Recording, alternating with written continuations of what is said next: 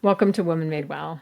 Today we're going to be talking about one of my favorite metaphors for discussing depression and anxiety with patients and understanding it in yourselves. How did I come to love this metaphor? It's because it's how I came to understand my own feelings of depression, anxiety, stress in my life, and I could see it in my patients. And it's such a visual metaphor, and I feel like that helps me understand where I'm coming from and where my feelings come from, and same with my patients.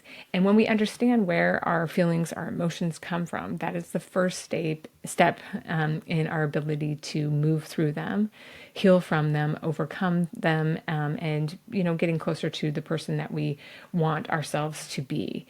What is the bucket metaphor? In this metaphor, we talk about a full bucket of water and how we use that water to handle the fires of life. So, as we discuss this today, I'm going to bring up a patient who is such a good example of how this plays out in life. This is a patient who I knew well outside of a doctor-patient relationship because she was a friend first. And she is somebody who I would describe as super happy, motivated, highly functional, and somebody who greatest goal in life was to be a mom. And when she got married and was able to be a mom, it was like the coup de grace. Like all of her dreams had come true. It wasn't something that was simple for her. It happened later in life. And she'd already accomplished a lot of other amazing goals that I was super jealous and admired. So when she came to me and expressed her dissatisfaction with her current state, I was shocked and I was super sad. And she basically expressed to me that she spent most of her day frustrated and irritated at her children, irritated at her spouse, and she felt like something must be wrong with her, and she was just very dissatisfied with how motherhood had turned out for her. She talked specifically about how just surviving the drop off at her kids' school and not yelling at the cross guard was a win for her. And if she could last until noon without yelling at her other child, that would be a win for her. This was, horrifying to her. She was somebody who wanted to be a loving mother and have good interactions with her children, and she really struggled with the fact that she spent most of her time irritated and frustrated with her children, despite them not necessarily deserving that. And that was her description of that. So when we take this back into the metaphor, and we think about my patient starting off the day with a full bucket of water. And when we think about the bucket of water in this metaphor, that is what we use to put out the fires of life. And what are the fires of life? The fires of life are any task that we do in life.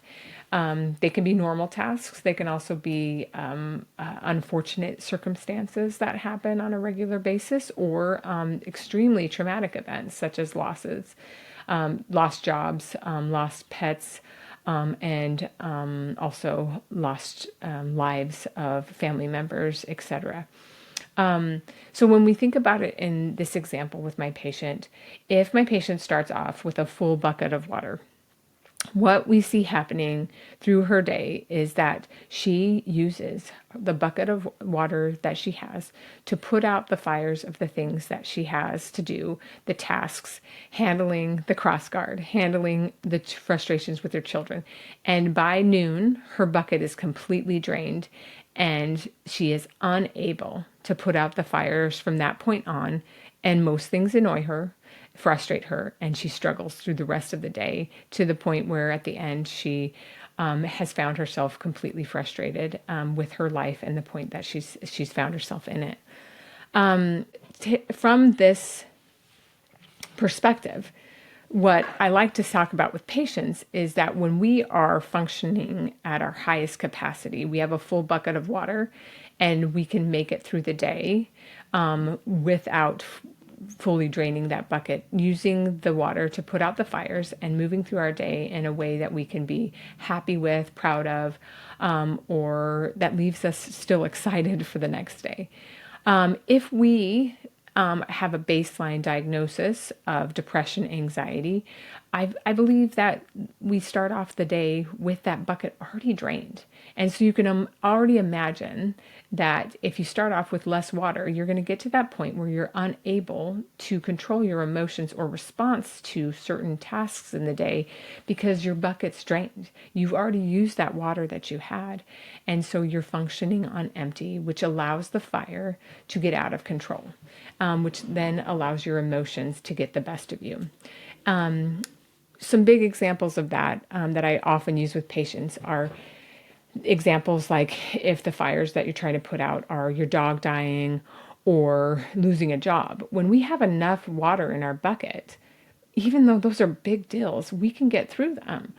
We can start applying for a new job, really think about why we lost the job, think about how that makes us feel, and move through those emotions in a reasonable way that is productive and leads to a quality endpoint of us figuring out behaviors we might need to change and or figuring out places and locations of a job that might be better for us. We could actually end up pivoting to make a better career choice when we have a full bucket of water. Same example, if your pet dies and you have a full bucket of water, you can appropriately move through the emotions of mourning the loss of a family member, analyzing and thinking about what they meant to you, and carefully moving through that. It doesn't mean immediately replacing it with a new pet, but it means that you can handle that appropriately to not have it affect your ability to carry out the other tasks that you need to in your life. When you have an empty bucket of water and are faced with either of those two challenges, your bucket could be completely drained. And what does that result in? If you have a drained bucket and cannot put out the fire of losing your job, it most likely means that you will end up staying in your bed for weeks, unable to get out of bed, which is, by diagnosis, depression. And, or if stress is the way you lean, or you're an anxious person, that can lead to a panic attack when we don't have enough water to put out the fires in our lives. So most of us live our life somewhere in between. We may not start out our day with a full bucket of water and get through every day, handling every situation in the best way we would have ourselves do. But, and we also might not start near empty to the point where by halfway through the day, we are already allowing situations to control our emotions. Most of us live somewhere in between. We start the day okay, but then find ourselves, like my friend, yelling at our toddler, hating our spouse for loading the dishwasher wrong, or completely overwhelmed by all the tasks that we have, rendering us completely helpless because we can't do them all, so why even do anything? This can lead to extreme mom guilt, a lot of shame, negative thoughts about ourselves, feeling like we're not capable, that we're not lovable, and that our family's potentially better off without us. And that was the case with my friend. She was feeling that she was not capable, that maybe she wasn't cut out to be a mom, and that maybe all her thoughts and dreams of how amazing this was going to be and how good she'd be at it were completely wrong.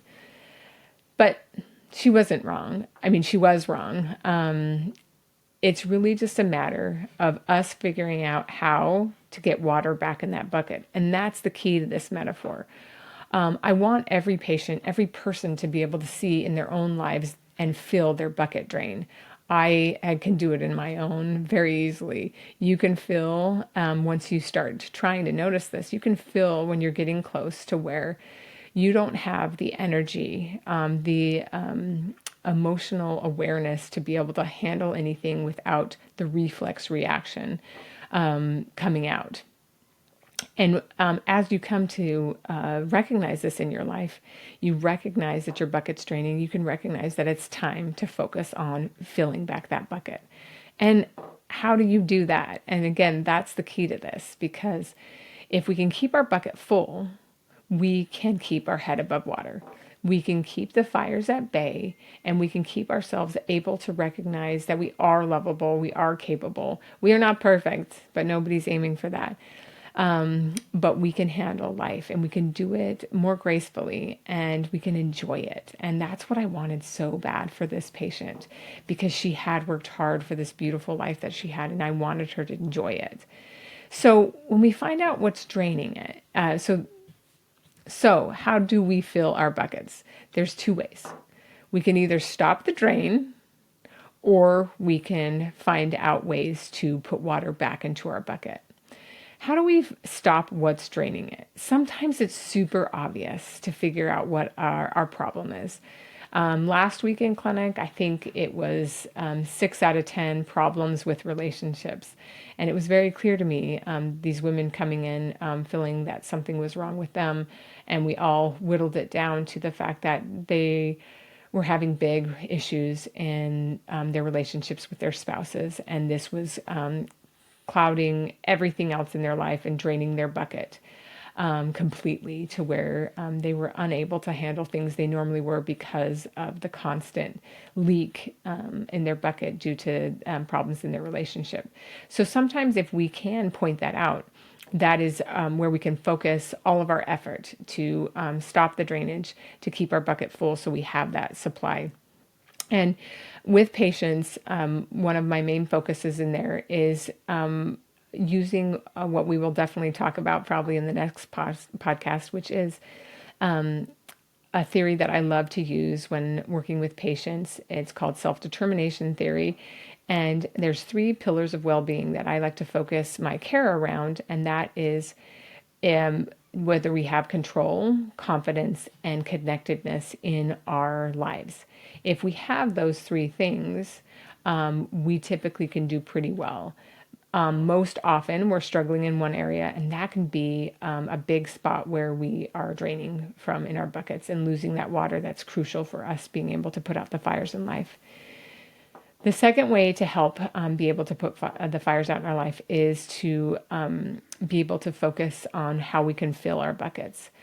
Finding the things that we value and making sure that they are in our lives is probably the key to keeping our buckets full.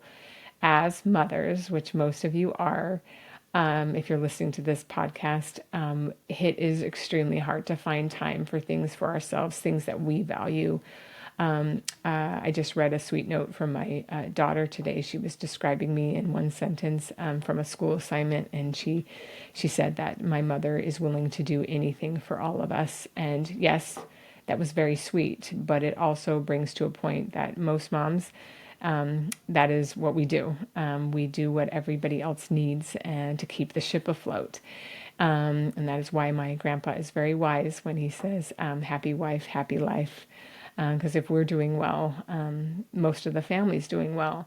But in order for us to do well, we need to make sure that we are doing something on a regular basis that we value and that brings joy into our lives. This can sometimes be difficult, and we'll probably have lots of podcasts talking about how we find the things that we value in our life and how we can bring those back into our lives and live more intentionally. But one really great example that I always comes to mind is I challenged a patient to think about something she really enjoyed doing before she had children. And she said she loved doing her makeup and hair, and she just never did it anymore, and so never felt quite like herself. And so I challenged her to get her partner to support her having time to do that. And it was very sweet. At her next visit, she came back and she said, Dr. Wood, I tried it, and I realized I don't care about my hair and makeup anymore. And I used the time to start joining a book club. And it was very sweet how she realized that she had actually changed as a person and that she figured out something she actually did value. But as we incorporate things that we value, those are other ways in our lives. That's a way that we can fill our buckets with water. Searching to find the things that are draining our lives and stopping them, and then searching to find things that fill our buckets and putting them in our lives so we can fill our bucket are the key ways for us to keep our bucket full of water so that we can handle the things that we are struggling with in life, the fires that we can't predict, and also just the normal day-to-day tasks. I, again, have found in my life that this metaphor always helps me to check myself. When I feel like I'm running on empty, I immediately say, oh, my bucket's not full. What can I do? What's draining it? What can I do to fill it? I love using this metaphor because I think it's an easy way for us to recognize where we're at in our emotions throughout the day, and an easy way for us to recognize what we need to do. We need to stop things that are draining our bucket. We need to refill our bucket. And as we focus on keeping that bucket full, we are one step closer to enjoying the things that we want to enjoy and maintaining control of our emotions so that we are able to live life intentionally the way we would like to and really enjoy our role as women in whether we already are mothers or our journey to motherhood. And of course, that's my hope for everybody. So I hope you've enjoyed discussing this metaphor, let me know if you guys have any questions or if you guys agree and you can see your bucket being empty or full in your life. And I'd love to hear more. I hope you guys have a great day, and we'll see you next time.